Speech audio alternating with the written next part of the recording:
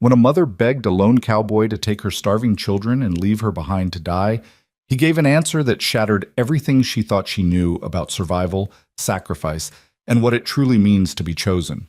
If you want to see how a desperate woman and two fading children found something stronger than rescue on a blistering summer trail, stay with me until the very end, and when you do, hit that like button and drop a comment telling me what city you're watching from. I want to see just how far this story travels. The sky had no mercy. It stretched overhead like a sheet of hammered copper, bright and brutal, pressing heat down onto the land until the earth cracked beneath it. No clouds, no wind, just the sun, relentless and high, turning the air to something you had to fight to breathe. Elena Brooks stood at the edge of the abandoned rail stop, one hand gripping the splintered post that once held a station sign, the other shielding her eyes as she stared down the empty tracks. The metal rails shimmered in the heat, bending the horizon into a wavering mirage.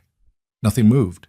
No train, no wagon, no rider, nothing but dust and silence. Behind her, slumped against a broken crate in the thin slice of shade it offered, were her children. Lily, 6 years old, sat with her knees pulled to her chest, her face flushed and damp. Thomas, barely 4, lay with his head in his sister's lap, eyes half closed, lips cracked and pale. Elena's throat tightened as she looked at them. They hadn't spoken in over an hour. Hadn't asked for water, though she knew they were desperate for it. The canteen had run dry before dawn, and the last creek they'd passed had been nothing but sun-baked stone and dust. She turned back to the tracks, her chest rising and falling in shallow, uneven breaths. They'd been waiting since first light. A man at the last settlement, a hard-eyed storekeeper who'd barely looked at her, had said a supply wagon sometimes came through this route. Sometimes. That was the word he'd used, his tone making it clear he didn't care whether it came or not. Elena had believed him because she had no other choice. But the sun was high now, well past noon, and the wagon hadn't come. Neither had anyone else. She pressed her palm to her forehead, trying to steady herself against the dizziness creeping in at the edges of her vision. Her dress clung to her back, soaked through with sweat, and her legs trembled beneath her skirts. She couldn't remember the last time she'd eaten. Yesterday, maybe.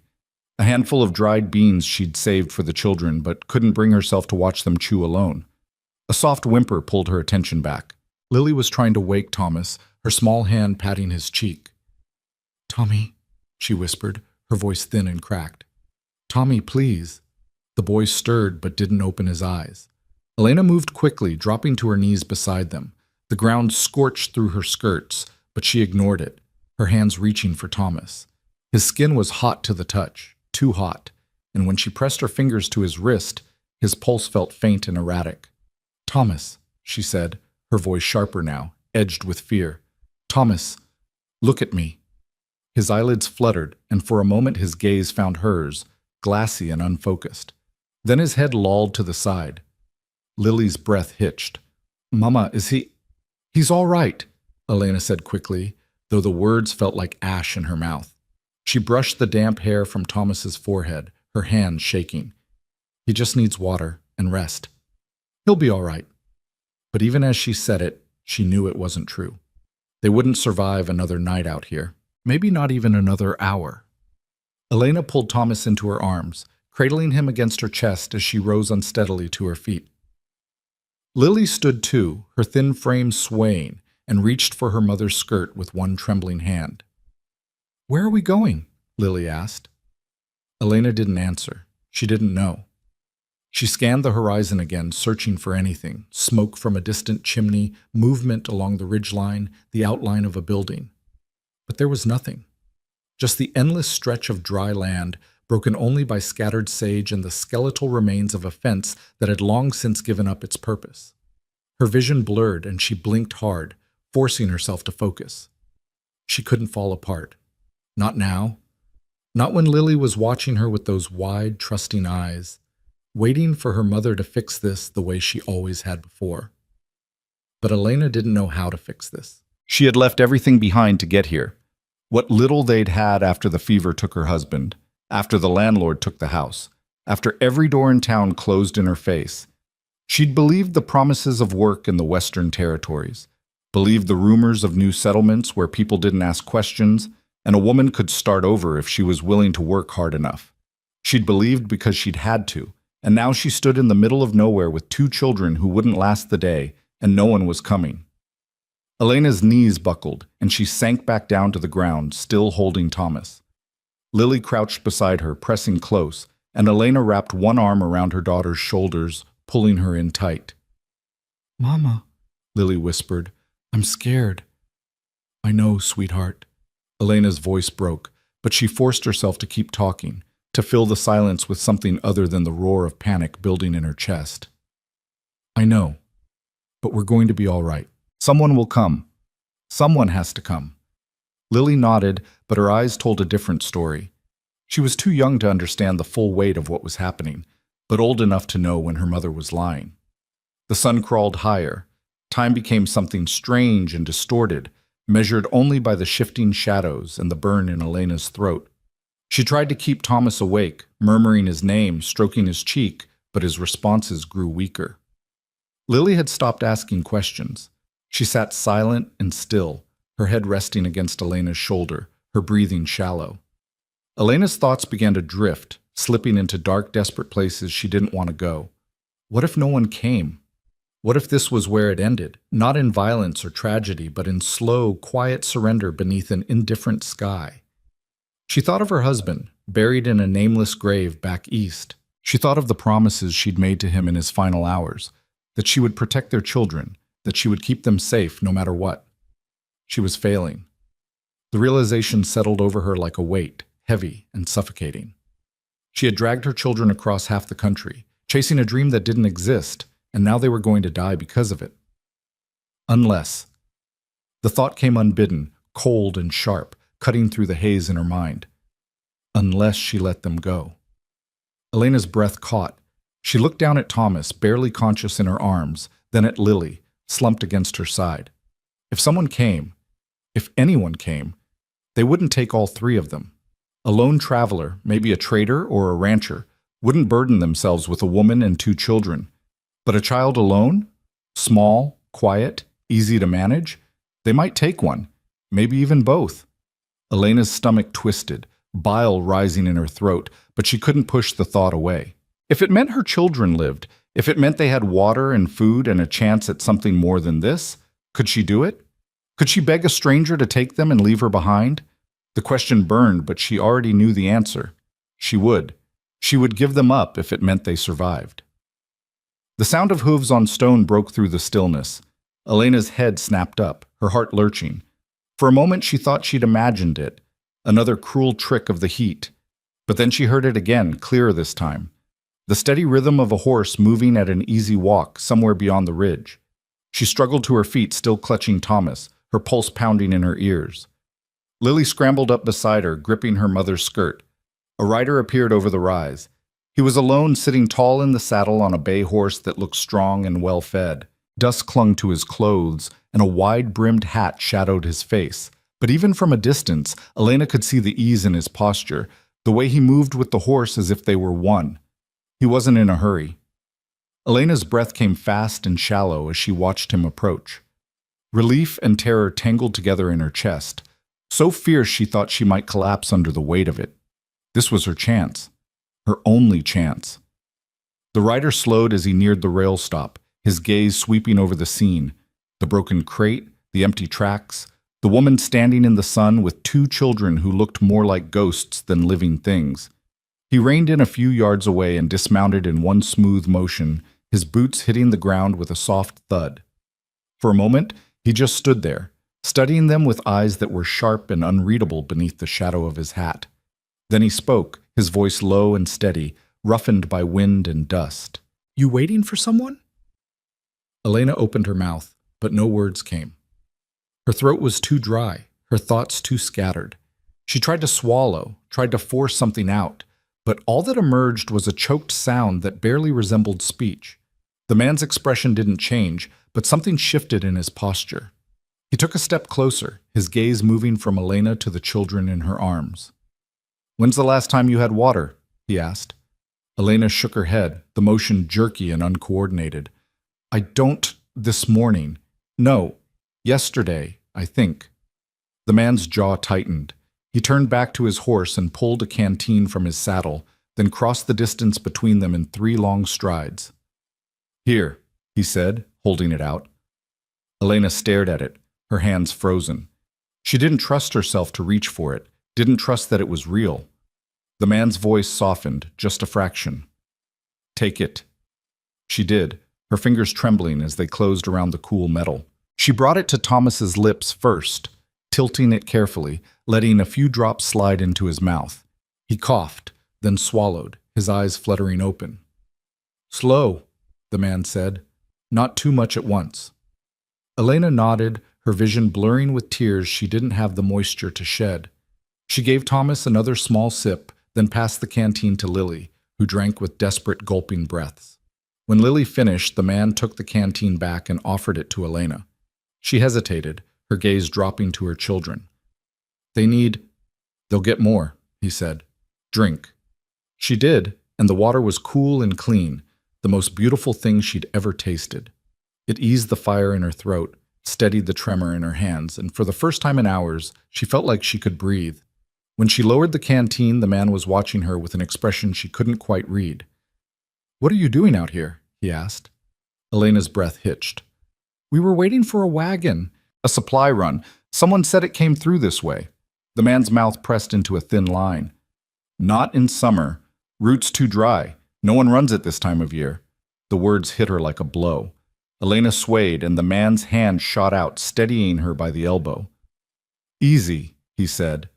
She pulled back, her pride flaring even through the exhaustion. We'll be all right. We just need...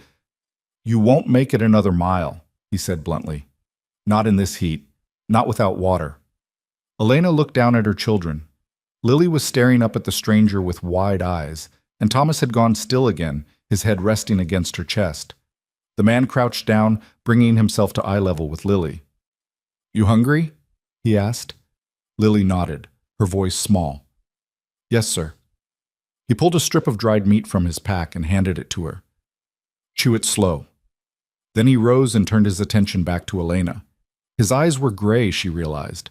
Storm cloud gray, sharp and unrelenting. Where are you headed? He asked. West, Elena said. There's supposed to be work, settlements. You thought wrong, he said, but there was no cruelty in his tone, just fact.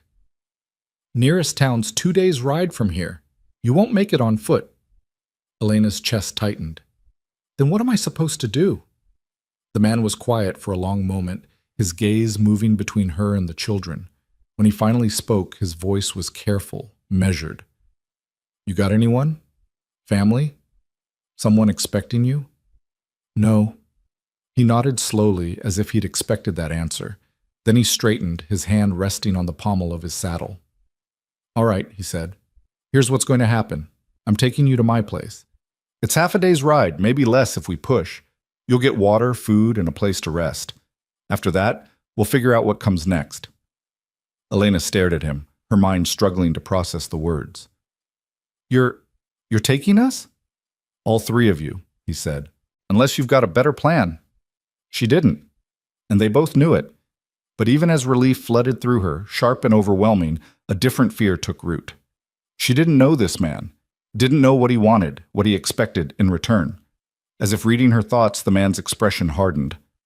I'm not asking for anything, he said, and I'm not giving you a choice. Your kids won't survive the night out here, and you know it. So you're coming with me. Elena's throat closed. She wanted to argue, wanted to cling to whatever shred of control she had left. But when she looked down at Thomas, pale and limp in her arms, she knew there was no argument to make. All right, she whispered. The man nodded once, then moved to his horse. He swung into the saddle with practiced ease, then reached down. Hand him up, he said, gesturing to Thomas. Elena hesitated, her arms tightening around her son. I'll keep him steady, the man said. You can walk beside us. But he can't make it on foot, and neither can you if you're carrying him. She knew he was right. Slowly, reluctantly, she lifted Thomas up. The man took him carefully, settling the boy in front of him on the saddle, one arm wrapped securely around his small frame. What's his name? The man asked. Thomas, Elena said. The man looked down at the boy, his expression softening just a fraction. You're all right now, Thomas, he said quietly. Just hold on. Then he turned to Lily. Can you walk? Lily nodded, though her legs trembled. Stay close to your mama, he said. We'll stop if you need to rest. He nudged the horse forward, and Elena fell into step beside them, one hand resting on the saddle to keep herself steady. Lily walked on her other side, her small fingers gripping Elena's skirt. They moved in silence, the sun still high and merciless overhead. But for the first time in days, Elena felt something other than despair. She didn't know this man, didn't know what waited at the end of this trail. But for now, they were moving. And that was enough. The land stretched out in all directions, vast and unforgiving. Sage dotted the hillsides, their silver-green leaves brittle in the heat, and the only sound was the soft crunch of the horse's hooves on dry earth. Elena kept her eyes on Thomas, watching the rise and fall of his chest, the way his head rested against the man's arm. The stranger held him with a steadiness that surprised her, gentle but firm, as if he'd done this before. After a while, the man spoke without looking back. Name's Caleb, he said. Caleb Turner. Elena swallowed. Elena Brooks. And this is Lily. Caleb nodded, acknowledging the introduction, but said nothing more. The silence returned, but it felt different now. Less empty. Less hostile. Elena's legs burned with every step, and her vision swam at the edges, but she kept moving. Lily stumbled once, and Caleb slowed the horse immediately, giving the girl time to catch her breath before they continued. How much farther? Elena asked, her voice hoarse. Couple more hours, Caleb said. There's a creek ahead. We'll stop there. Elena nodded, though she wasn't sure she believed him. Everything felt like a mirage now, the water, the promise of shelter, the man himself. But she kept walking, because what else could she do? But the creek appeared as Caleb had promised, a thin ribbon of water cutting through a shallow ravine where cottonwoods offered the first real shade Elena had seen in days. The trees were sparse and wind-beaten, their leaves rustling with a sound like whispered secrets, but to Elena they looked like salvation. Caleb dismounted in one fluid motion, still cradling Thomas against his chest. The boy stirred slightly, his eyelids fluttering but not quite opening. Elena's heart clenched at the sight of him so pale and still, but at least he was breathing. That was something. That had to be enough. Sit, Caleb said, nodding toward a flat rock near the water's edge. Elena wanted to argue, wanted to help, but her legs gave out before she could form the words. She sank onto the rock, pulling Lily down beside her, and watched as Caleb knelt by the creek with Thomas in his arms. He wet his hand in the cool water and pressed it gently to the boy's forehead, his movements careful and deliberate. Thomas's eyes opened, unfocused and glassy, and Caleb spoke to him in a voice so low Elena almost couldn't hear it. That's it. You're all right, just need to cool down. He cupped water in his palm and brought it to Thomas's lips. The boy drank weakly, coughing once, then again. Caleb waited, patient, then offered more. This time Thomas swallowed without coughing, and some of the tension in Caleb's shoulders eased. Elena found herself staring at this stranger who held her son with such unexpected tenderness. His hands were rough and scarred, the hands of a man who'd spent his life working hard ground in harder weather, but they moved with a gentleness that made her throat tight. He'll be all right, Caleb said, glancing up at her. Once we get some water in him and get him out of this heat. Elena nodded, not trusting her voice. Caleb carried Thomas over and settled him in the shade beside Lily, then returned to the creek and filled his canteen. He brought it back and handed it to Elena. Drink slow, he said, and get some water on your face and neck. You're burning up. She did as he said, the water blessedly cool against her sun-scorched skin. Lily drank next, then splashed water on her arms and face with a small sigh of relief that made Elena's chest ache. Caleb crouched beside them, his gaze moving over the children with an assessing eye that spoke of experience. When's the last time they ate? Yesterday morning, Elena said quietly. Some dried beans. That was all I had left. Caleb's jaw tightened, but he didn't comment. He pulled jerky and hardtack from his saddlebag, breaking the hardtack into smaller pieces and handing them to the children. Chew it good, he told them. Your stomach's not used to food right now. Go slow or you'll be sick. Lily took the food with trembling hands and whispered, "Thank you." Caleb's expression softened slightly. "You're welcome." Thomas was still too weak to eat much, but he managed a few bites before his eyes drifted closed again. Elena pulled him into her lap, cradling him close, and felt the fragile rise and fall of his breathing against her chest. Caleb stood and moved to his horse, checking the saddle and adjusting the cinch with practiced efficiency. Elena watched him work, her mind spinning with questions she didn't know how to ask. Finally, she found her voice. "Why are you doing this?" Caleb paused, his hand resting on the saddle. For a long moment he didn't answer, his gaze fixed on something in the distance she couldn't see. "Because someone did it for me once," he said finally. "Long time ago." Elena waited, sensing there was more, but Caleb didn't elaborate. He finished with the horse and turned back to face her, his expression unreadable beneath the shadow of his hat. "We'll rest here another 10 minutes, he said. "Then we need to move. I want to reach the ranch before dark." "How far is it?" Elena asked.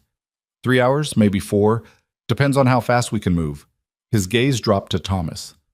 "Can he ride?" "I don't know," Elena said honestly. "He's so weak." "I'll carry him," Caleb said. "You and your daughter can ride. Horse can handle it for a few hours." Elena's eyes widened. "I can walk. You don't have to—" "You can barely stand," Caleb said bluntly. "And your daughter's about to collapse. You'll ride."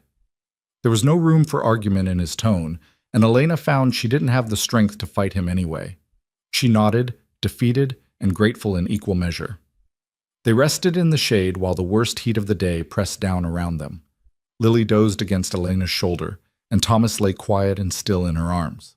Caleb sat a few feet away, his back against a cottonwood trunk, his hat pulled low over his eyes. Elena studied him when she thought he wasn't looking. He was younger than she'd first thought, maybe 35, with the kind of lean, weathered build that came from years of hard labor. His clothes were worn but well-maintained, and his boots, though dusty, were good quality.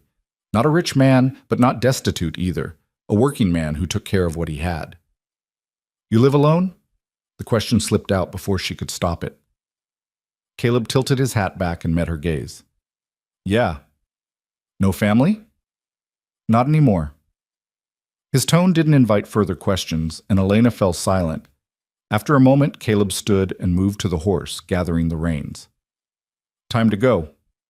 He helped Elena into the saddle first, his hand steady on her waist as he lifted her up with surprising ease. Then he handed Lily up to sit in front of her mother, the girl's small body fitting against Elena's chest. Thomas he kept with him, cradling the boy against his shoulder as he led the horse by the reins. They moved out of the ravine and back onto the open trail, the sun still fierce, but beginning its slow descent toward the western horizon. The landscape shifted gradually as they traveled, the flat scrubland giving way to rolling hills dotted with juniper and pine. The air grew slightly cooler, or maybe that was just Elena's exhausted mind playing tricks on her. Lily's head drooped against Elena's chest, and she felt the girl's breathing even out into sleep. Elena wrapped her arms more tightly around her daughter and tried to stay upright in the saddle, though her own exhaustion pulled at her like a physical weight. Caleb walked steadily ahead, never faltering, Thomas secure in his arms. Every so often he would glance back to check on them, his expression unreadable. "How long have you lived out here?" Elena asked, needing to fill the silence with something other than her own spiraling thoughts. 10 years, give or take." "Where did you come from? Before, I mean." Caleb was quiet for a moment. "Kansas. Had a farm there with my brother and his family."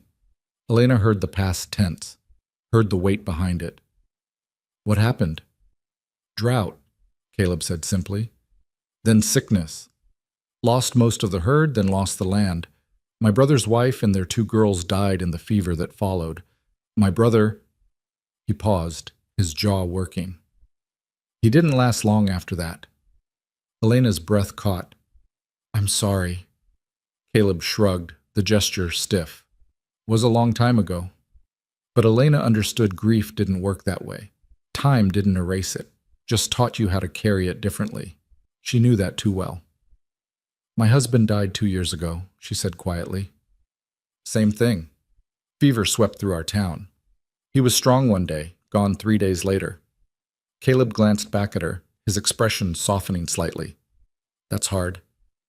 It was. It is. Elena looked down at Lily, sleeping against her. The landlord took our house 6 months later. Said I couldn't pay the rent without a husband's income. I worked. I tried. But no one would hire a woman with 2 small children. They said I'd be unreliable. Distracted. So you came west, Caleb said. I heard there were new settlements. That they needed workers. Didn't care if you were a man or a woman as long as you could pull your weight. She laughed bitterly. Guess I should have asked more questions before I spent the last of my money on train fare. You didn't know, Caleb said. Can't blame yourself for that. But Elena did blame herself. She blamed herself for believing rumors, for dragging her children into this godforsaken wilderness, for nearly getting them killed chasing a dream that didn't exist. The settlements are real, Caleb said after a moment, but they're rough, and they don't take kindly to newcomers without skills or resources. You would have had a hard time even if you'd made it there. Elena's heart sank. So what do I do? Caleb stopped walking and turned to face her fully. His gray eyes were steady, serious. First, you rest. Get your strength back. Get your kids healthy. Then we figure out what comes next. You can't just take care of us, Elena said, her voice tight with shame. We're strangers. You don't owe us anything. I know that, Caleb said. But your kids didn't ask for this. They didn't choose to be out here. And I'm not the kind of man who walks away from children in trouble. The conviction in his voice left no room for argument. Elena swallowed hard, torn between gratitude and the crushing weight of her own helplessness. They continued on in silence, the sun sinking lower, painting the sky in shades of gold and amber. The hills grew steeper, the trail narrower, winding between rocky outcroppings and stands of pine that smelled sharp and clean. Thomas stirred against Caleb's chest, whimpering softly. Caleb adjusted his hold, murmuring something Elena couldn't hear, and the boy settled again.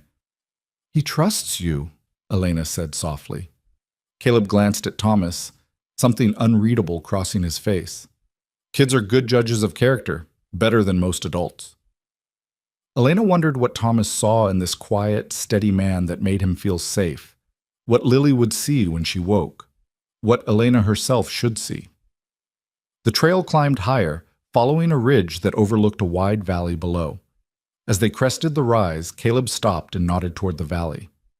There, he said, that's home. Elena followed his gaze and saw it, a small ranch nestled in a clearing where the valley opened up. A cabin, modest but solid-looking, with a stone chimney and a covered porch, a barn and a corral, a few outbuildings, and beyond them, open pasture where cattle grazed in the fading light. It wasn't much, but after days of dust and emptiness, it looked like paradise. It's beautiful, Elena whispered. Yeah. Caleb's mouth quirked in something that might have been a smile. It's home. They started down the slope, the horse picking its way carefully over the loose stone. The descent took longer than Elena expected, the trail switchbacking down the hillside in a series of tight turns that made her grip the saddle horn with white knuckles. Caleb never rushed, never pushed. He moved with the same patient steadiness he'd shown since the moment he'd found them, his focus entirely on getting them down safely. By the time they reached the valley floor, the sun had dropped below the western peaks, casting long shadows across the land. The air cooled quickly, and Elena felt Lily shiver against her. Almost there, Caleb said, his voice carrying back to them. True to his word, they reached the cabin just as the last light faded from the sky. Caleb tied the horse to a post near the porch and turned to help Elena down. Her legs nearly buckled when her feet hit the ground, and Caleb caught her by the elbow, steadying her. Easy, he said. You've been on that horse for hours. Give yourself a minute. Elena nodded, leaning against the saddle until her legs remembered how to hold her weight. Caleb lifted Lily down next, the girl waking slightly and blinking in confusion. Where are we? Lily asked, her voice small. Somewhere safe, Elena said, smoothing her daughter's hair. Mr. Turner's home. Lily looked up at Caleb with wide, solemn eyes. He met her gaze and nodded once, then turned his attention to Thomas, still unconscious in his arms. Let's get them inside, he said. The cabin was simple but well kept. One main room with a stone fireplace, a rough-hewn table and chairs, shelves lined with supplies, and a narrow staircase leading to a loft above. A door on the far wall led to what Elena assumed was a bedroom. Caleb carried Thomas to a low cot near the fireplace and laid him down gently, then moved to the hearth and began building a fire with quick, efficient movements. Within minutes, flames crackled to life, filling the room with warmth and light. Elena stood uncertainly in the doorway, Lily pressed against her side, unsure what to do or where to go. Caleb glanced at her as he hung a kettle over the fire. "Sit," he said, nodding toward the table. "I'll get some food started." "I can help," Elena said quickly. "You can sit," Caleb repeated, his tone leaving no room for argument. "You're dead on your feet, and your daughter needs you steady, not collapsed on my floor." Elena's pride flared, but she was too exhausted to fight.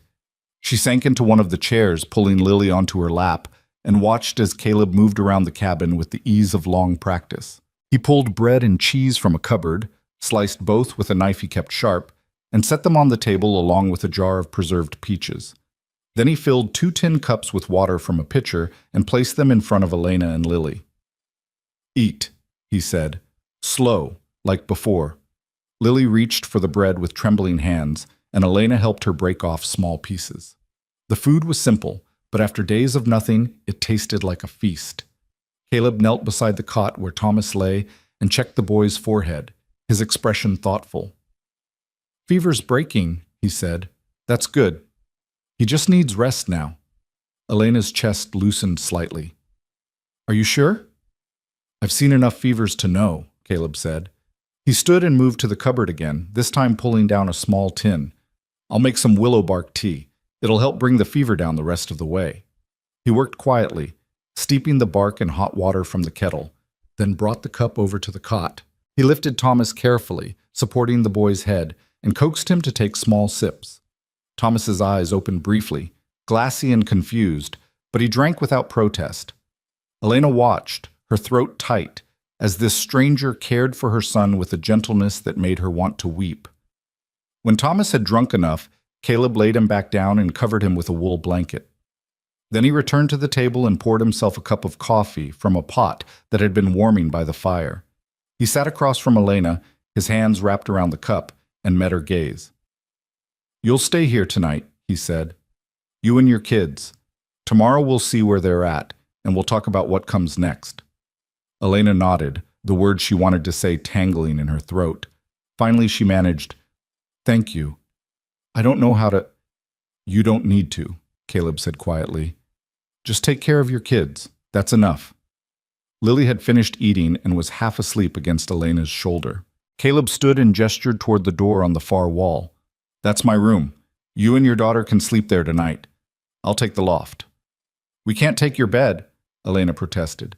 "You can and you will," Caleb said. "Loft's fine for me. Used to sleep up there all the time before I built the addition." Elena wanted to argue, but the exhaustion was too heavy, pressing down on her until she could barely think straight. She nodded, defeated, and stood with Lily in her arms. Caleb opened the door to the bedroom, revealing a small, neat space with a double bed covered in a simple quilt. A washstand stood in the corner, and a window looked out over the darkened valley. "There's water in the pitcher," Caleb said, "and clean rags if you need them. I'll be out here if you need anything." Elena carried Lily into the room and laid her on the bed. The girl's eyes were already closed, her breathing deep and even. Elena sat beside her for a moment, smoothing her hair, then turned back to find Caleb still standing in the doorway. "Mr. Turner," she said softly, "I don't know why you're doing this, but thank you. Truly." Caleb's expression was unreadable in the dim light. "Get some rest, Mrs. Brooks. We'll talk in the morning."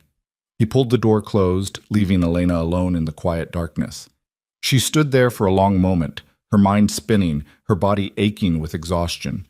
Then she moved to the washstand and poured water into the basin, scrubbing the dust and sweat from her face and arms with shaking hands. When she finally lay down beside Lily, pulling the quilt over them both, she thought she wouldn't be able to sleep. Her mind was too full, her nerves too raw. But the moment her head touched the pillow, darkness pulled her under like a stone sinking into deep water. In the main room, Caleb sat by the fire, his coffee long gone cold. He stared into the flames, his thoughts far away, remembering another summer, another trail, another desperate soul he'd met when hope had run dry. He'd been 17, half dead from thirst and fever, stumbling through country he didn't know after his horse had thrown him and bolted. He'd made it 3 days before he collapsed beside a dried-up creek bed, certain he was going to die there. But he hadn't.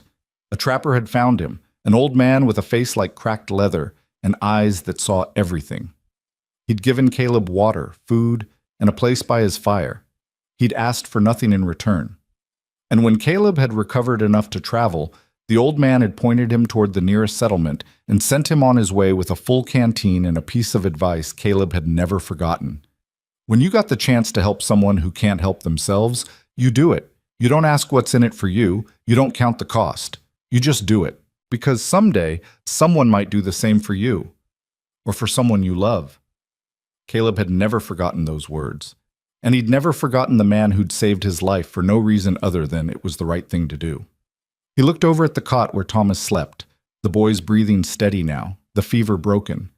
Then his gaze moved to the closed bedroom door, behind which Elena and Lily rested. He didn't know what tomorrow would bring, didn't know what Elena would decide or what he could offer that would make a difference in the long run. But tonight, they were safe. Tonight, they had food and water and a roof over their heads. And that was enough. Caleb stood, banked the fire, and climbed the ladder to the loft. The space was cramped, and the mattress thin, but he'd slept in worse places. As he stretched out and closed his eyes, his last thought before sleep took him was simple and clear. He'd made the right choice, and he'd do it again. Elena woke to the smell of coffee and bacon, the scent so unexpected and familiar that for a moment she thought she was dreaming. But when she opened her eyes, she saw morning light filtering through the window, soft and golden, and heard the quiet sounds of someone moving in the next room. She sat up carefully, her body aching from days of travel and too little food, and looked down at Lily still sleeping beside her. The girl's face was peaceful, her breathing steady, and some of the hollowness had left her cheeks. Elena's chest tightened with relief so sharp it hurt. She rose slowly, her legs unsteady, and moved to the washstand. The water in the pitcher was fresh, and she used it to clean her face and hands, trying to make herself presentable. Her dress was wrinkled and stained with dust and sweat, but there was nothing to be done about that now. When she opened the bedroom door, she found Caleb at the stove, turning bacon in a cast-iron skillet. He glanced up as she entered, his expression neutral. "Morning," he said. "Coffee's on the table." "Thank you." Elena moved to the table and poured herself a cup, the warmth seeping into her hands as she wrapped them around the tin. She took a sip and closed her eyes, savoring it. Caleb set a plate of bacon and eggs on the table, then added a stack of cornbread still warm from the oven. "Eat," he said.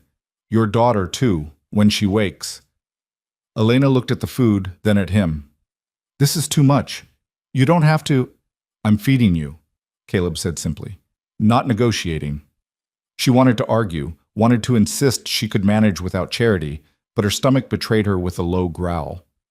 Caleb's mouth twitched, almost a smile, and Elena felt her face heat. "All right," she said quietly. She ate slowly, forcing herself not to rush despite the gnawing hunger. The food was simple but good, cooked with care, and each bite settled something restless inside her. Caleb moved to the cot where Thomas still slept and checked the boy's forehead with the back of his hand. "Fever's gone," he said. "He'll be hungry when he wakes." "Is he all right?" Elena asked, her voice tight. "He's fine, just needs rest and food. Kids bounce back quick once they're out of danger." Elena nodded, relief washing through her again. She looked over at her son, so small and fragile beneath the blanket, and felt tears prick at her eyes. She blinked them back quickly, not wanting Caleb to see, but when she glanced up, she found him watching her with an expression that was almost gentle. "He's tough," Caleb said. "Both your kids are. They wouldn't have made it this far otherwise." "They shouldn't have had to," Elena said, her voice breaking. "This is my fault. I did this to them." "You did what you thought was right," Caleb said. "Can't fault yourself for that. I nearly got them killed." "But you didn't." Caleb's tone was firm. "You kept them alive long enough to find help." That's what matters. Elena wanted to believe him, but the guilt sat heavy in her chest, crushing and relentless. She looked down at her hands, gripping the coffee cup like a lifeline. Caleb returned to the stove and poured himself more coffee, then leaned against the counter, his gaze steady on her. "What were you planning to do when you got to the settlements?" he asked. Elena hesitated. "Find work. Any work. I can clean, cook, mend clothes. I thought maybe a boarding house or a hotel would take me on. With 2 kids in tow?" "I know it's not ideal," Elena said defensively. "But I didn't have a choice. I had to try something." Caleb nodded slowly. "The settlements aren't what you think. Most of them are rough mining camps or logging outfits. Hard men doing hard work. Not many families, not many women." Elena's heart sank. "So there's no work?" "I didn't say that," Caleb said. "But it's not safe. Not for a woman alone with children. You'd have been in worse trouble than you were at that rail stop." "Then what am I supposed to do?" Elena's voice rose, edged with desperation.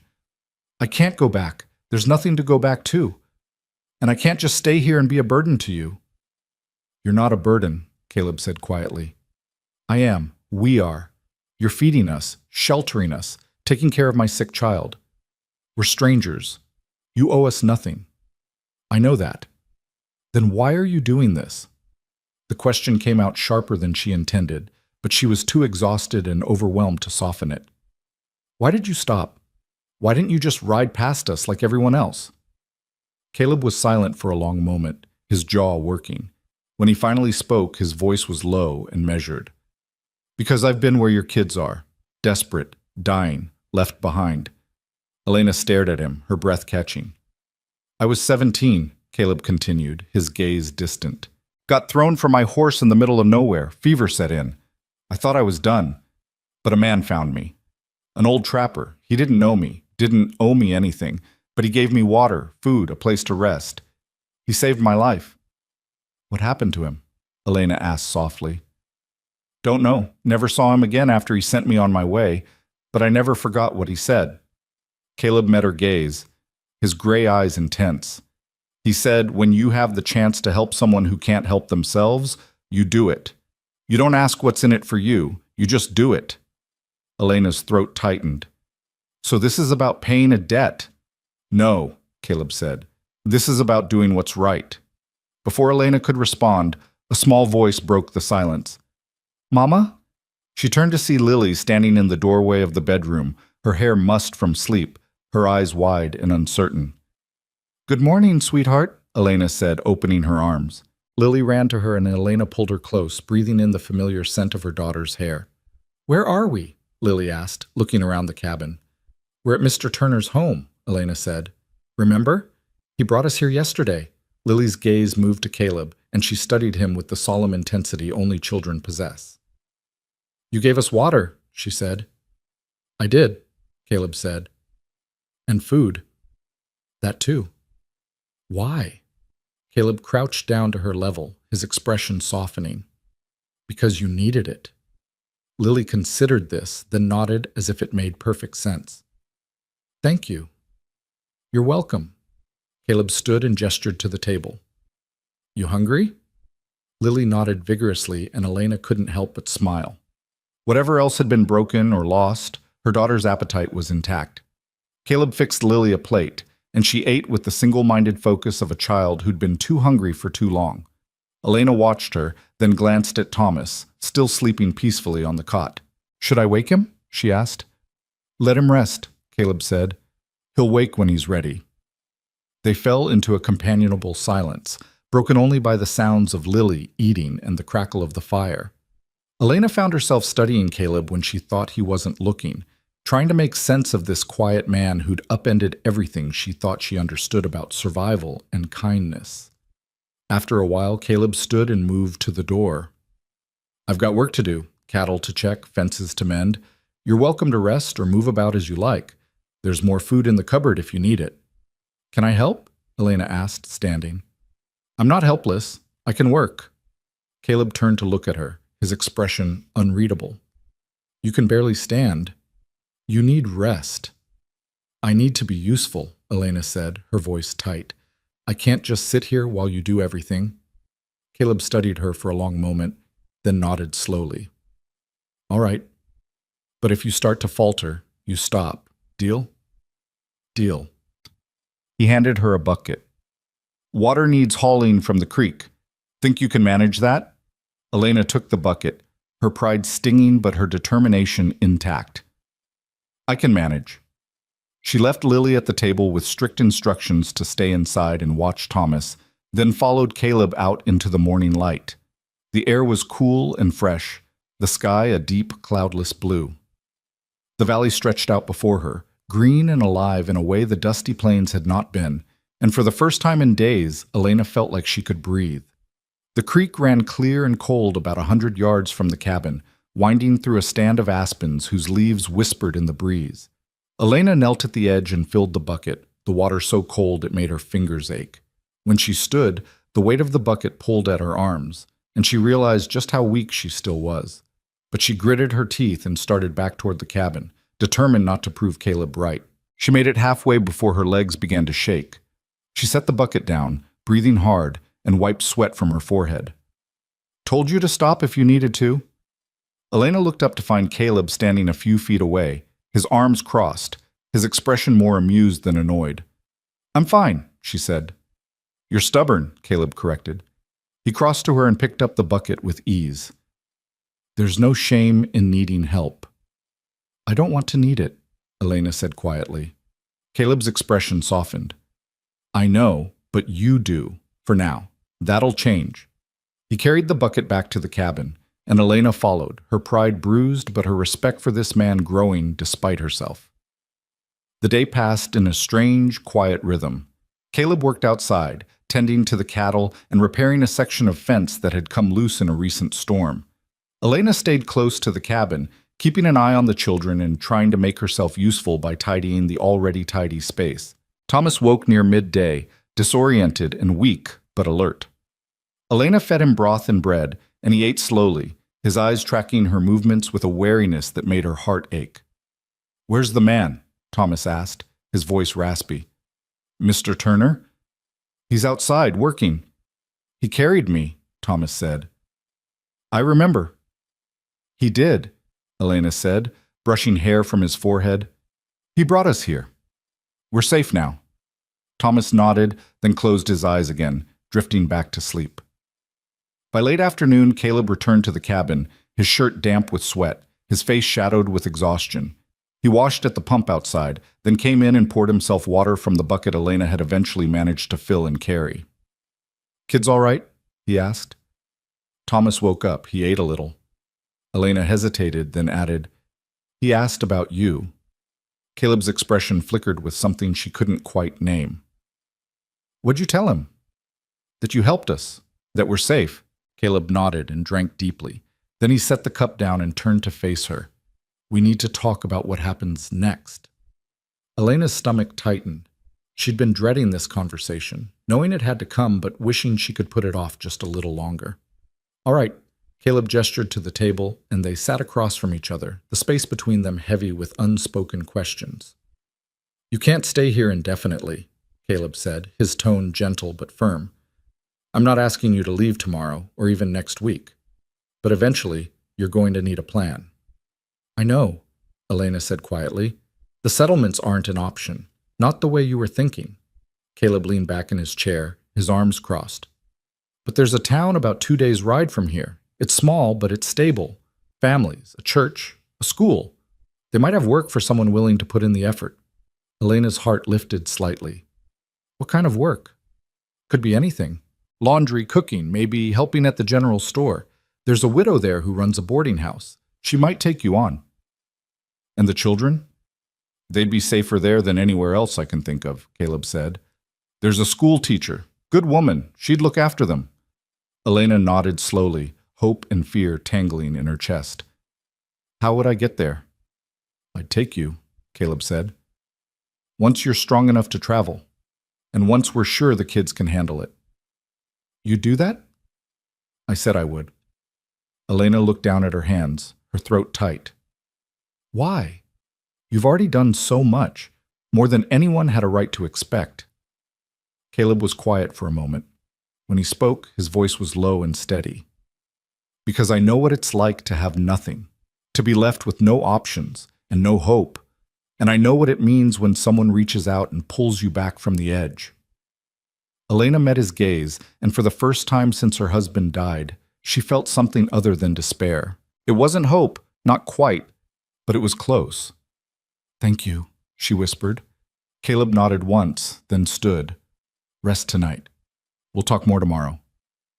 That night, after the children were asleep and the fire had burned low, Elena stood at the window and looked out over the darkened valley.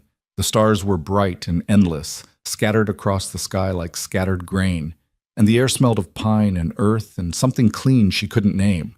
She thought about the town Caleb had described, about the possibility of work and safety, and a future that didn't end in dust and despair. She thought about this man who'd saved them for no reason other than it was the right thing to do. And for the first time in a long time, she let herself believe that maybe, just maybe, they would be all right. The next morning dawned clear and bright, and Elena woke to find Caleb already up, working in the corral with one of the horses. She dressed quickly and stepped outside, the cool air raising goosebumps on her arms. Caleb looked up as she approached, then nodded toward the horse. "Saddle broke yesterday. Fixing it before we need it." "For the trip to town?" Elena asked. "Eventually." Caleb ran a hand along the horse's flank, his movements calm and assured. "Not rushing you, just getting ready." Elena watched him work, the easy competence in his hands, the quiet patience in his posture. "Can I ask you something?" "Go ahead." "Do you ever get lonely out here, by yourself?" Caleb paused, considering the question. "Sometimes, but I've got the work, the land, the cattle. It's enough." "Is it?" Elena asked softly. Caleb met her gaze, and something passed between them. An understanding, maybe, or a recognition of shared loss. "Most days," he said. Before Elena could respond, Lily came running out of the cabin, her face lit with excitement. "Mama! Tommy's awake and he wants breakfast, and can I go see the cows?" Elena couldn't help but smile. "Slow down, sweetheart, one thing at a time." Caleb's expression softened as he looked at Lily. "Tell your brother I'll have food ready in a few minutes. And yeah, you can see the cows. But only if your mama says it's all right."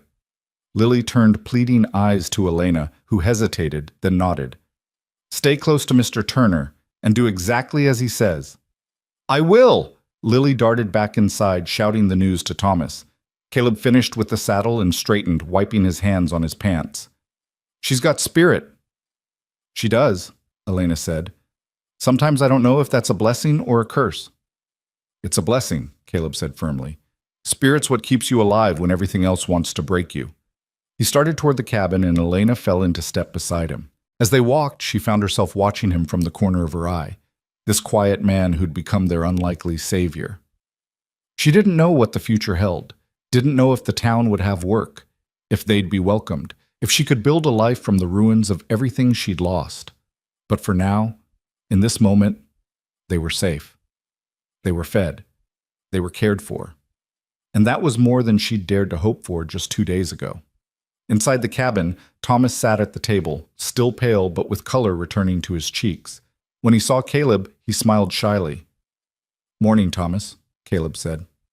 "Feeling better?" "Yes, sir," Thomas said softly. "Thank you for helping us." Caleb's expression gentled. "You're welcome, son." And as Elena watched her children eat breakfast in this stranger's home, surrounded by warmth and safety and unexpected kindness, she felt something shift inside her. Hope. Fragile and tentative, but real. And for the first time in months, she thought maybe they really would survive this after all. 3 days passed in a rhythm that felt almost normal, though Elena kept waiting for the fragile peace to shatter. Each morning she woke to the smell of coffee and the sound of Caleb moving quietly through the cabin, preparing for the day's work. Each evening they gathered around the table for simple meals that felt like feasts after weeks of hunger. Thomas grew stronger by the day, his color returning, his voice losing that frightening rasp. Lily had already begun following Caleb around like a shadow whenever he allowed it, peppering him with questions about the cattle, the land, the mountains in the distance. And Caleb, to Elena's surprise, answered every question with patient seriousness, never once treating the girl like she was a nuisance. On the fourth morning, Elena woke early and found Caleb at the stove frying eggs. She moved to help, but he shook his head. "Sit," he said. "We need to talk." The words sent a chill through her, though his tone wasn't harsh. She poured herself coffee and sat at the table, her hands wrapped around the warm cup. Caleb brought the eggs to the table along with fresh bread, then sat across from her. For a moment he said nothing, just studied his coffee as if reading answers in its dark surface. "I was planning to take you to town tomorrow," he said finally. "Get you settled with the widow I mentioned. See about work." Elena's stomach tightened. "All right. But something's come up." Caleb's jaw worked, and Elena saw tension in the set of his shoulders that hadn't been there before. "There's men coming, 3 of them, maybe 4. Been asking questions in the settlements about a woman and 2 children traveling alone." Elena's blood ran cold. "What kind of questions?" "The kind that make people nervous," Caleb said. "They're claiming to be looking for family, a sister-in-law and her kids. Said she ran off after her husband died, took money that wasn't hers." "That's a lie," Elena said, her voice sharp. "I never took anything. I had nothing to take." "I believe you," Caleb said calmly. "But they've got people believing them, and they're headed this way." Elena set her cup down with shaking hands. "Who are they? I don't know anyone out here. No one has any reason to—" She stopped, her mind racing back through the last desperate months. Then something clicked, cold and sickening. "The landlord." "What about him?" "After my husband died, the landlord said I owed back rent. 3 months' worth. But we'd paid. I had receipts." Elena's voice rose despite her efforts to stay calm. "He took the house anyway. Said the receipts were forgeries, that I was trying to cheat him. I told him I'd report him to the authorities, and he laughed. Said no one would believe a widow over a property owner." "So he's sending men after you," Caleb said. "To what? Drag you back? Force you to work off a debt you don't owe?" "Or take the children," Elena whispered. The thought had haunted her nightmares for months. "He could claim I abandoned them, that I'm unfit. He could sell them to—" She couldn't finish the sentence. Caleb's expression hardened into something cold and dangerous. "No one's taking your children." "You can't stop them," Elena said, desperation bleeding into her voice. "If they have papers, if they claim some legal right—" "I don't care what papers they have," Caleb said, his voice low and absolutely certain. "They're not taking your kids." Elena stared at him, torn between hope and terror. "They'll cause trouble. They'll hurt you if you get in their way. Let them try." "Caleb, listen to me." He leaned forward, his gray eyes boring into hers. "I've dealt with men like this before. Bullies who hide behind fake authority and prey on people who can't fight back. They're counting on you being alone and scared. But you're not alone anymore." Elena's throat closed. "Why are you doing this? You don't owe us anything. You could just—" "I could turn you out," Caleb said bluntly. "Send you on your way before they get here. That what you think I should do? It would be safer for you." "I didn't ask what would be safer," Caleb said. "I asked if that's what you think I should do." Elena looked down at her hands, tears burning her eyes. "No," she whispered, "but I can't ask you to risk yourself for us." "You're not asking. I'm choosing." Caleb stood and moved to the window, looking out over the valley. "They'll probably get here late today or tomorrow morning. When they do, you keep the children inside. Let me handle it." "What are you going to do?" "Talk first," Caleb said. "If they're reasonable, we'll clear this up quick. If they're not—" He turned back to face her, and the look in his eyes made her shiver. "Then they'll learn real fast that this is my land and I don't take kindly to threats." Before Elena could respond, the bedroom door opened and Thomas emerged, rubbing sleep from his eyes. Lily followed close behind, already chattering about something she'd dreamed. Caleb's expression shifted immediately, the hardness melting into something gentler. "Morning, you two. Hungry?" The children nodded and scrambled to the table. Elena served them eggs and bread with hands that barely shook, though her mind was racing with fear and something else she couldn't quite name. This man who'd saved them from the desert heat was now willing to stand between them and men who meant them harm. She didn't understand it, didn't know how to accept it, but she didn't have a choice. After breakfast, Caleb saddled his horse and rode out to check the far pasture. Elena watched him go, then turned her attention to the children, trying to keep them occupied and unaware of the danger closing in. She taught Lily how to mend a torn shirt, the girl's small fingers fumbling with the needle but determined to learn. Thomas sat nearby, playing with wooden blocks Caleb had carved years ago for children who'd never come to claim them. The sight of her son healthy and content made Elena's chest ache with gratitude and terror in equal measure. Caleb returned near midday, his expression grim. "They're coming. Saw dust on the east trail, maybe 2 hours out." Elena's hands stilled on the mending. "What do we do?" "You stay inside with the kids. No matter what you hear, you don't come out unless I call for you. Understand?" Caleb, understand? His voice was firm, but not unkind. "Yes," Elena whispered. He nodded, then crossed to a cupboard Elena hadn't noticed before and pulled out a rifle. He checked it with practiced efficiency, then set it beside the door. Lily looked up from her mending, her eyes wide. "Mr. Turner? Are we in trouble?" Caleb crouched down to her level. "No, sweetheart, but some men are coming who might want to cause problems. I need you and your brother to stay inside with your mama and be very quiet. Can you do that for me?" Lily nodded solemnly. "We'll be good." "I know you will." Caleb's expression softened, and he reached out to ruffle her hair. "You're brave, both of you, just like your mama." He stood and met Elena's gaze over the children's heads. Something passed between them, an understanding that needed no words. Then he turned and walked outside, closing the door behind him. Elena gathered the children close, her heart hammering against her ribs. She moved them away from the windows and sat with them on the floor near the cold fireplace, trying to keep her voice steady as she told them stories to pass the time. But her ears were straining for sounds from outside, and her mind wouldn't stop spinning through terrible possibilities. The sound of horses came sooner than she expected. Multiple riders, their hoofbeats heavy on the packed earth. Elena's arms tightened around her children, and she pressed a finger to her lips. "Remember," she whispered, "very quiet." Through the window, she could see Caleb standing in front of the cabin, his stance relaxed but his hand resting casually near the rifle leaning against the porch post. 4 men rode into the yard, their horses tired and dusty. They were rough-looking, the kind of men who'd learned early that intimidation was easier than honest work. The lead rider was thick-shouldered and mean-eyed, with a scar cutting through his left eyebrow. He reined in a few yards from Caleb and looked around the property with an assessing gaze that made Elena's skin crawl. "This your place?" the man asked.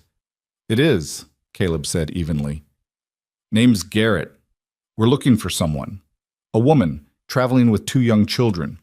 Heard she might have passed through this area. Who's asking?"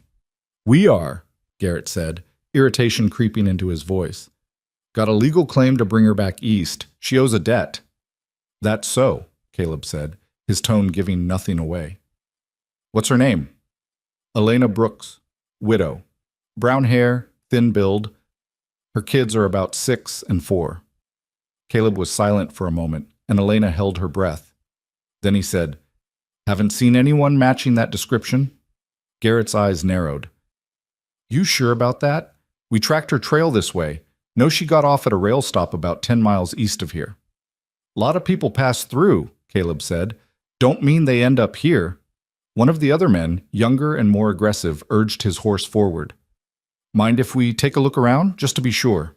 "I do mind," Caleb said, his voice hardening. "This is private property. You got no right to search it." "We got every right," Garrett said. "Legal papers say we can pursue recovery of stolen property and fugitives."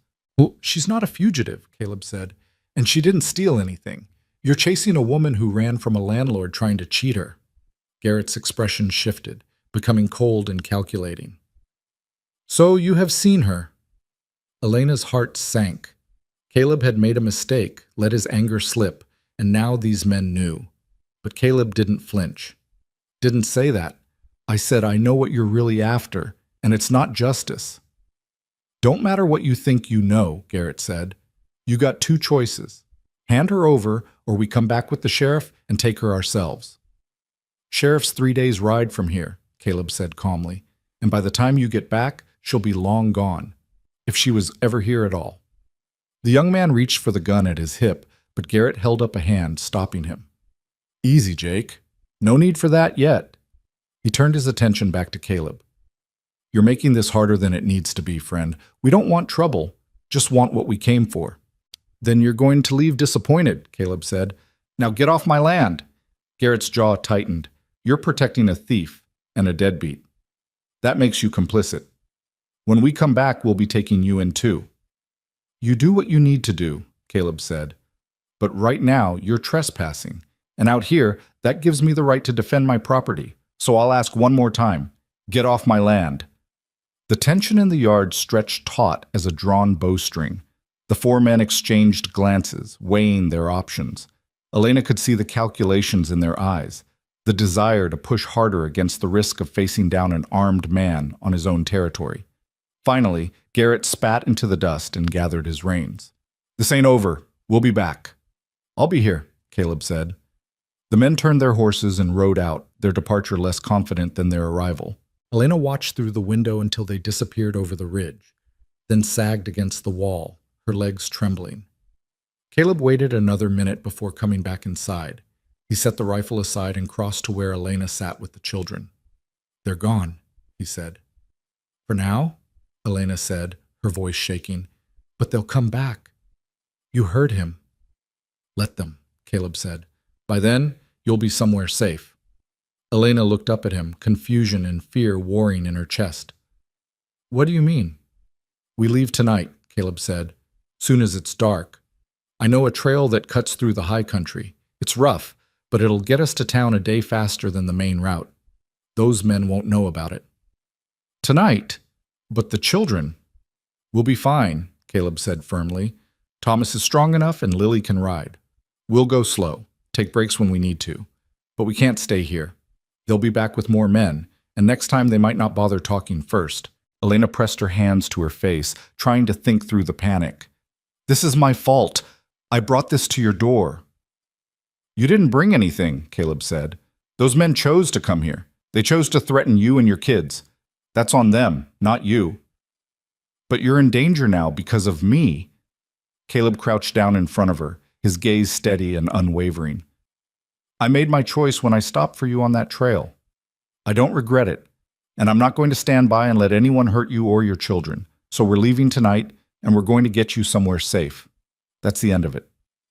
Elena wanted to argue, wanted to protest that he'd done enough, that he should protect himself instead of risking everything for strangers. But when she looked into his eyes, she saw something that stopped the words in her throat. He meant it, every word. All right, she whispered, tonight. The afternoon passed in tense preparation. Caleb packed supplies while Elena gathered what few belongings they had. The children sensed the urgency and stayed quiet, helping where they could without being asked. As the sun sank toward the western peaks, painting the sky in shades of orange and gold, Caleb saddled 2 horses and loaded them with carefully balanced packs. Elena will ride with Thomas, he said. Lily rides with me. We'll switch off if anyone gets too tired. Elena nodded, her throat too tight to speak. Darkness fell quickly in the mountains, and by the time full night arrived, stars blazed overhead like scattered diamonds. Caleb led the horses out quietly, avoiding the main trail and heading instead for a narrow track that wound up into the high country. Elena held Thomas in front of her, the boy's small body warm against her chest. Beside them, Caleb rode with Lily, the girl's head already drooping against his shoulder. They climbed in silence, the only sounds the soft footfalls of the horses and the whisper of wind through the pines. The trail was steep and treacherous in the darkness, but Caleb navigated it with sure confidence, never hesitating, never second-guessing. Hours passed. The moon rose, casting silver light over the landscape and making the path slightly easier to follow. Elena's body ached from holding Thomas steady, but she didn't complain, didn't dare break the careful quiet Caleb maintained. Near midnight, they reached a small clearing beside a creek that ran cold and fast over smooth stones. Caleb dismounted and helped Elena down, then spread blankets on the ground. We'll rest here a few hours, he said quietly. Let the horses recover. We've got another hard climb at dawn. Elena settled the children on the blankets, covering them against the mountain chill. They fell asleep almost instantly, exhausted from the journey. Caleb built a small fire, keeping it low and shielded by rocks so the light wouldn't carry far. Elena sat beside it, her hands stretched toward the warmth, and tried not to think about the men somewhere behind them. "How did you know about this trail?" she asked softly. "Used to run cattle through here years ago," Caleb said, "before I built the lower pastures. It's rough, but it cuts 2 days off the trip to town." "Will those men find it?"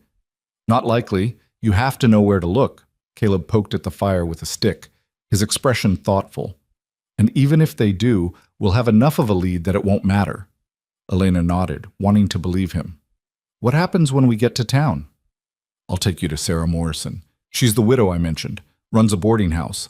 She's tough but fair, and she'll give you work if you're willing to earn it." "And you?"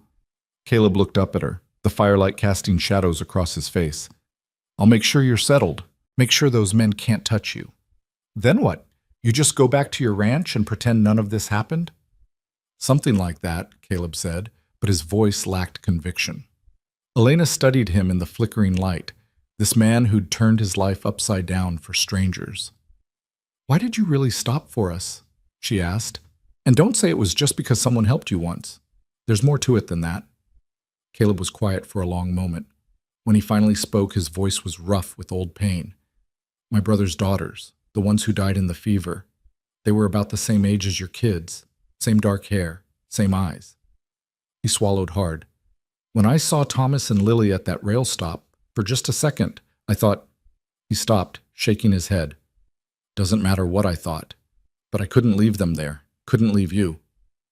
Elena's eyes burned with tears. "I'm sorry for your loss." "It was a long time ago," Caleb said, but the words were hollow. "Grief doesn't care about time," Elena said softly. "It just learns to sit quieter." Caleb met her gaze and something passed between them. Recognition, understanding, the shared knowledge of what it meant to lose everything and somehow keep walking anyway. "Get some rest," Caleb said finally.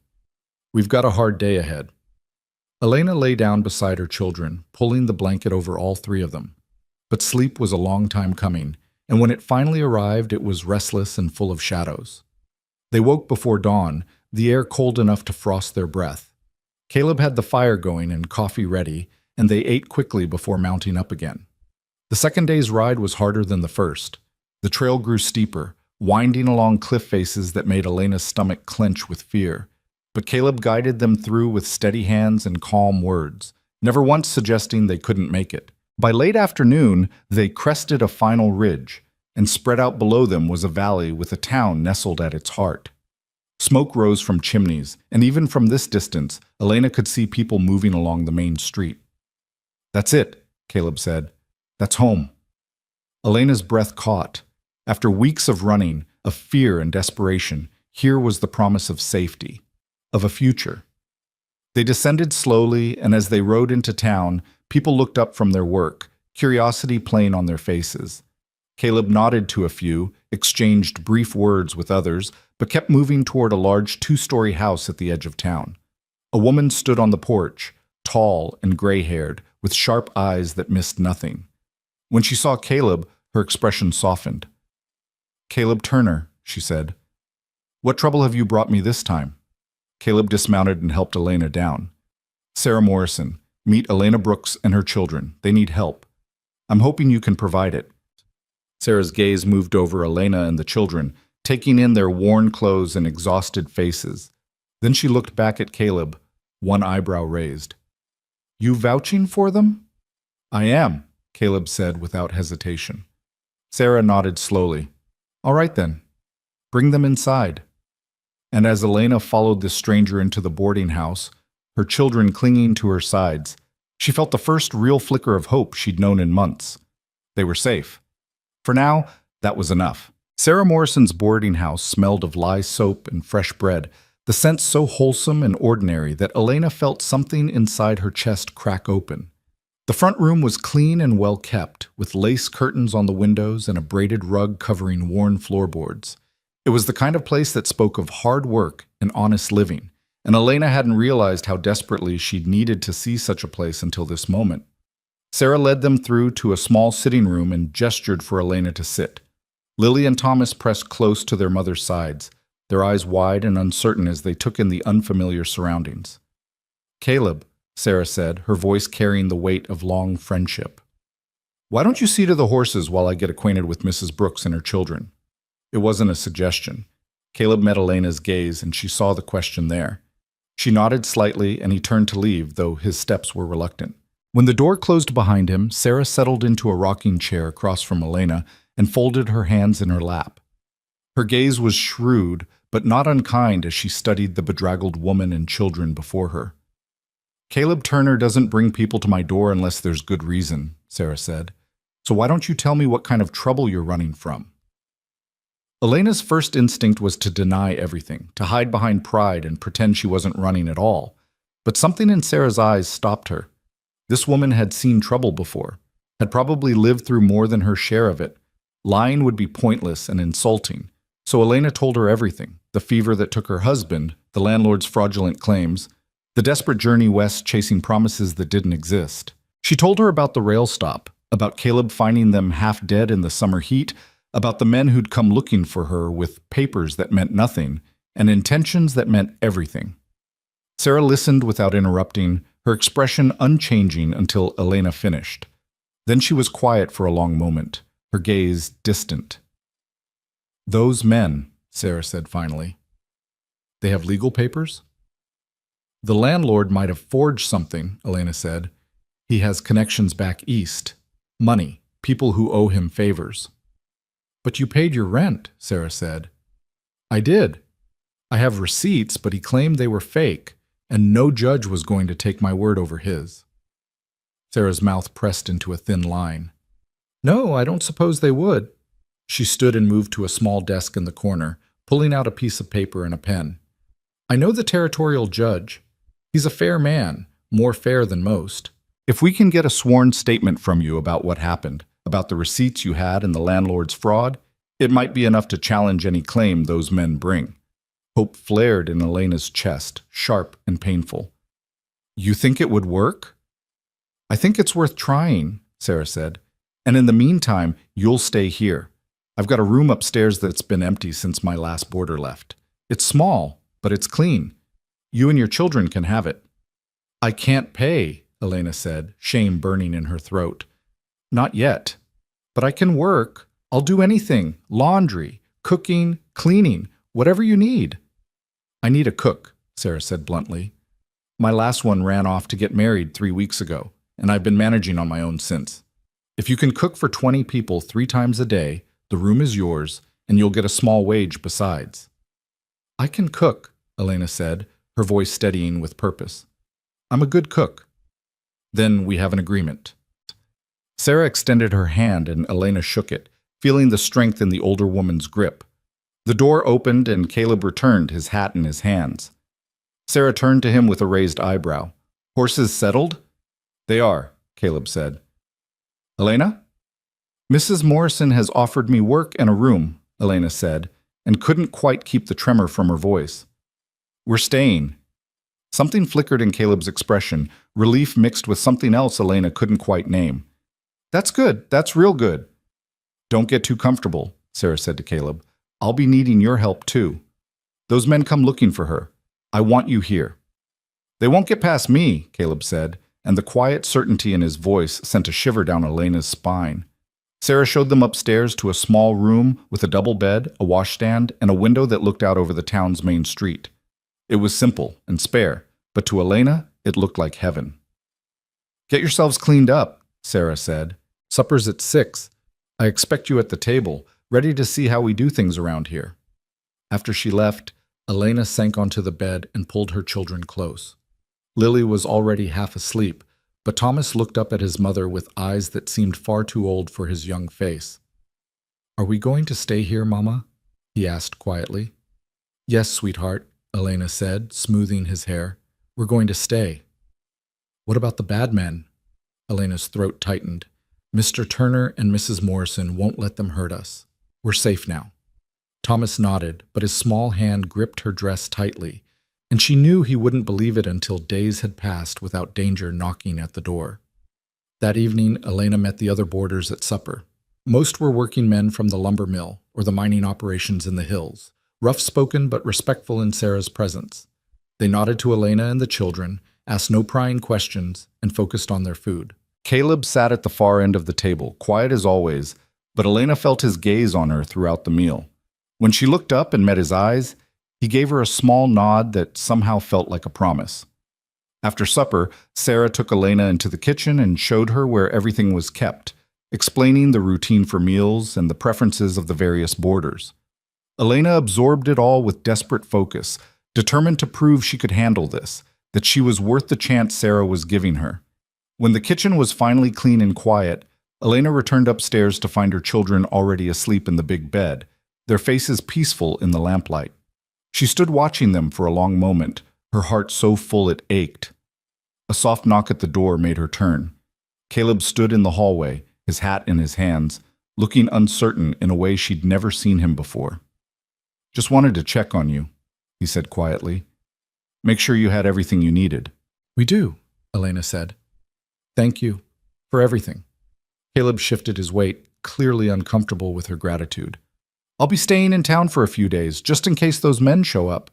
"You don't have to do that. Your ranch can wait," Caleb said firmly. "This can't."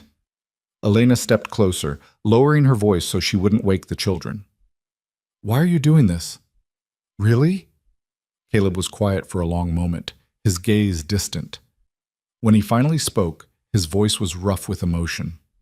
"Because I know what it's like to lose everything, and I know what it means when someone stands beside you anyway. That trapper who saved me, he didn't just give me water and food. He gave me hope. Made me believe that maybe the world wasn't all hard edges and cruelty, that maybe there was still some good left worth fighting for. And you're trying to do the same for us," Elena said softly. "I'm trying to do what's right," Caleb said. "Don't know if it's the same thing." Elena reached out and touched his arm, feeling the solid warmth of him beneath the worn fabric of his shirt. "It is, and I'll never forget it." Caleb covered her hand with his own, just for a moment, then stepped back. "Get some rest. Tomorrow's going to be a long day." He left before she could respond, his footsteps quiet on the stairs. Elena stood in the doorway, her hand still tingling from the brief contact, and wondered when this quiet cowboy had become someone she couldn't imagine facing the future without. The next 3 days passed in a blur of work and watchful waiting. Elena threw herself into cooking, rising before dawn to prepare breakfast for the boarders and working until late evening to clean up after supper. The work was hard and constant, but it felt good to be useful again, to earn her place instead of relying on charity. Sarah was a stern taskmaster, but a fair one, and Elena found herself learning not just how to cook for a crowd, but how to manage supplies, plan menus, and handle the endless small crises that arose in a boarding house. Lily started attending the small schoolhouse with the other children in town, and the change in her was immediate. She came home each afternoon full of stories about her teacher and the friends she was making, her face alight with a happiness Elena hadn't seen in months. Thomas was slower to settle, still clingy and fearful, but even he began to relax as the days passed without incident. Caleb spent time with the boy in the evenings, teaching him to carve simple shapes from scraps of wood, and Thomas bloomed under the quiet attention. Caleb himself stayed close, working odd jobs around town during the day and sleeping in Sarah's barn at night, despite her offers of a proper room. He was waiting, Elena knew, watching for the men who might still come. On the 4th day they arrived. Elena was in the kitchen preparing the midday meal when she heard raised voices from the street. Her hand stilled on the knife she'd been using to chop vegetables, her heart suddenly hammering against her ribs. Sarah appeared in the doorway, her expression grim. "They're here. 4 men. Just rode into town asking questions. Caleb's with them now." Elena's breath caught. "The children are safe at school," Sarah said, "and they'll stay there until this is settled. You need to stay inside." "I can't just hide while Caleb faces them alone," Elena protested. "You can, and you will," Sarah said firmly. "Caleb knows what he's doing, and if those men see you, it'll only make things worse." But Elena couldn't stay inside. She moved to the front window, staying back in the shadows, and watched as the confrontation unfolded in the street. Garrett sat on his horse in the center of town, his 3 companions flanking him. Townspeople had gathered at a cautious distance, drawn by the tension in the air, and standing between Garrett and Sarah's boarding house was Caleb, his stance relaxed but his eyes hard. "We know she's here," Garrett was saying, his voice carrying in the still air, "and we know you're hiding her. Hand her over and there won't be any trouble." "You've got no authority here," Caleb said calmly. "This is territorial land, and you're nothing but hired muscle for a fraudulent landlord." "We've got papers," Garrett said, pulling a folded document from his coat. "Legal claim to bring her back to settle her debts." "Let me see them," a new voice said, and Elena watched as a well-dressed man in his 50s stepped forward from the crowd. His bearing spoke of authority, and the way people made room for him confirmed it. "Judge Carlyle," Sarah murmured from behind Elena. "Good. This is what we need." The judge took the papers from Garrett and examined them carefully, his expression thoughtful. After a long moment, he looked up. "These papers are signed by a magistrate in Kansas," the judge said, "but they have no jurisdiction here, and the claims made in them are questionable at best." "That woman owes a debt," Garrett insisted. 3 months back rent. The landlord has every right. The landlord has the right to pursue his claim through proper legal channels in his own jurisdiction, the judge said coldly. Not to send armed men across territorial lines to harass a widow and her children. Mrs. Brooks has provided a sworn statement detailing the fraud committed against her, including evidence of paid rent that was subsequently disputed. Until a proper investigation can be conducted, these papers carry no weight in my territory. Garrett's face darkened. "You're obstructing justice." "I'm upholding it," the judge said. "Now you have 2 choices. You can leave peacefully, or I can have the marshal arrest you for harassment and attempted kidnapping. Which will it be?" Elena held her breath as Garrett's hand moved toward his gun, but before he could draw, Caleb's voice cut through the tension, low and dangerous. "Think real careful about your next move, because if you draw that weapon, you won't live to regret it." The certainty in Caleb's voice was absolute, and Garrett must have seen something in his eyes that convinced him. His hand moved away from the gun, and after a long, tense moment, he gathered his reins. "This isn't over," Garrett said. "Yes, it is," the judge said. "If you or anyone else comes back here making these fraudulent claims, I'll see to it that charges are filed not just against you, but against the landlord who sent you. Now get out of my town." Garrett spat into the dust, shot one last venomous look at Caleb, then wheeled his horse around. His men followed, and together they rode out of town at a gallop, leaving dust and silence in their wake. Elena sagged against the window frame, her legs suddenly weak. Sarah's hand on her shoulder steadied her. "It's over," Sarah said quietly. "They won't be back."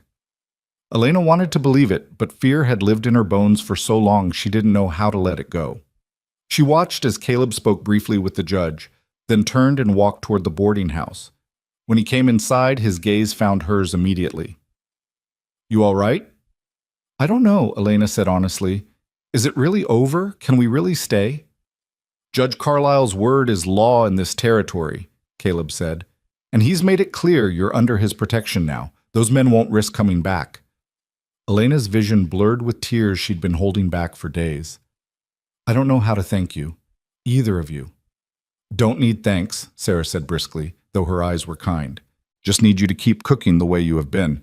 My boarders haven't eaten this well in months." Caleb's expression softened as he looked at Elena. "You're safe now, you and your kids. That's all that matters." But later, after the children had been collected from school and fed an early supper and put to bed, Elena found Caleb sitting on the boarding house porch, staring out at the mountains in the distance.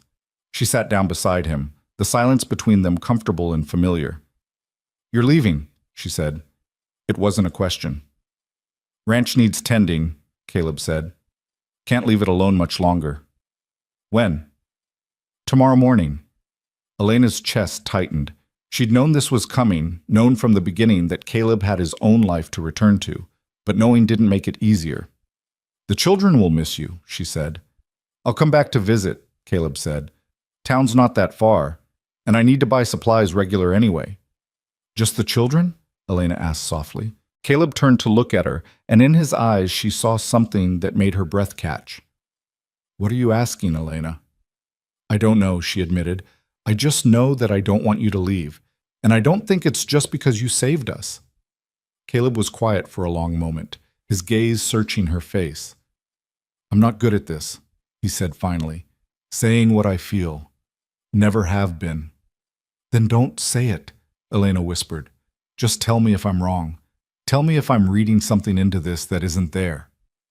"You're not wrong," Caleb said, his voice rough. "I felt it from the first day. Watching you stand there in the sun, ready to give up everything for your kids. The strength in you, the love. It made me remember what it felt like to want something more than just surviving." Elena's heart was pounding so hard she could hear it in her ears. "What do you want, Caleb?" He reached out and took her hand, his calloused fingers gentle against hers. "I want to come back here and see you, talk to you, get to know you the way people do when they're not just trying to survive. And then if you're willing, I want more than that." "What kind of more?" Elena asked, though she thought she knew. "The kind where I ask you to bring your kids out to the ranch sometimes, where they learn the land and the work, and maybe start to think of it as home. Where eventually, if things feel right, I ask you to stay. Not as guests, as family." Elena's breath caught. "Caleb, we barely know each other." "I know," he said. "That's why I'm not asking now.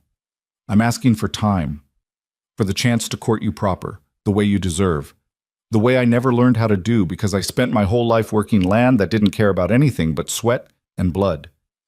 "You saved my children's lives," Elena said, her voice shaking. "You stood between me and men who wanted to destroy what little I had left. You gave me hope when I had nothing. I think I know you better than you realize." Caleb's hand tightened on hers. "Then say yes. Say I can come back. Say you'll give this a chance." "Yes," Elena whispered. "Yes to all of it." Caleb's smile was small and uncertain, but it transformed his face into something younger, something almost joyful. He lifted her hand to his lips and pressed a gentle kiss to her knuckles, and Elena felt something inside her chest unfold like a flower opening to sun. They sat together on that porch until the stars came out, talking about nothing and everything, building the foundation of something that might, with time and patience and care, become unshakable. True to his word, Caleb left the next morning. But he returned 2 weeks later with supplies to sell and stayed for supper, charming Lily with stories about the ranch and teaching Thomas how to tie proper knots. He came back the week after that, and the week after that, until his visits became a rhythm Elena found herself counting days between. Slowly, carefully, they built something real. Elena learned that Caleb loved books, but rarely had time to read them, that he could play harmonica, but only when he thought no one was listening, that he had a scar on his left shoulder from a bull that had nearly killed him when he was 23. Caleb learned that Elena sang when she cooked, that she missed the ocean she'd seen once as a child, that she had a fierce temper when her children were threatened but infinite patience when they were learning. The children bloomed in the safety of the town and the regularity of Caleb's presence. Lily decided she wanted to be a rancher when she grew up, just like Mr. Turner, and begged him to teach her about cattle and horses and land management. Thomas, quieter and more careful, found peace in the wood carving Caleb taught him, his small hands learning to shape beauty from raw material. 6 months after that first desperate meeting on a dusty trail, Caleb asked Elena to marry him. He did it without flourish or grand gesture, just a quiet question asked over coffee after the children had gone to bed. "I don't have much to offer," he said. "Just a ranch that needs work and a heart that's been alone too long. But if you'll have me, I promise I'll spend every day trying to be worth the gift you'd be giving me." Elena didn't need to think about her answer. "Yes," she said, and felt the last piece of her broken heart settle into place. They married in the spring, with Sarah and the judge as witnesses and the children standing proud beside them. Elena wore a simple dress Sarah had helped her sew, and Caleb wore his best shirt, the one without patches. And when the judge pronounced them husband and wife, Caleb kissed her with a tenderness that made her believe in second chances. The ranch became home in ways Elena had never expected. She learned to love the vast spaces and the hard work, the quiet mornings and the star-filled nights. Lily took to ranch life like she'd been born to it, fearless and determined and absolutely certain she belonged there. Thomas grew stronger and braver, losing the frightened shadows in his eyes and replacing them with the steady confidence of a child who knew he was loved and safe. And Caleb, quiet and steady, Caleb proved to be exactly the man Elena had believed him to be. He loved her children as his own, loved her with a fierce devotion that never demanded but always gave, and built with her a life that was simple and hard and absolutely worth every struggle it took to get there. Years later, when Lily asked her mother how she'd known Caleb was the right man, Elena thought about all the easy answers she could give. She thought about his kindness, his strength, his unwavering commitment to doing what was right. But what she said was this: "Because when I had nothing, when I was ready to give up everything including myself to save you and your brother, he looked at all three of us and said no. He said if you were leaving, we were all leaving together. And then he kept that promise every single day after." That night, as Elena lay in bed beside her husband, listening to the familiar sounds of the ranch settling around them, she thought about the woman she'd been on that dusty rail stop, that desperate, broken woman who'd believed she had to sacrifice herself to save her children. She was glad that woman had been wrong. She was glad Caleb Turner had refused to let her make that sacrifice. And she was grateful every single day for the life they'd built from the ashes of everything she'd lost. A life where no one was left behind, where love meant standing together through every storm, and where the word family meant exactly what it should: people who chose each other and kept choosing each other, no matter how hard the trail got. Outside, the summer stars blazed overhead, the same stars that had watched over them that first terrible night. But everything beneath them was different now, better, whole. And that was enough. More than enough. It was everything.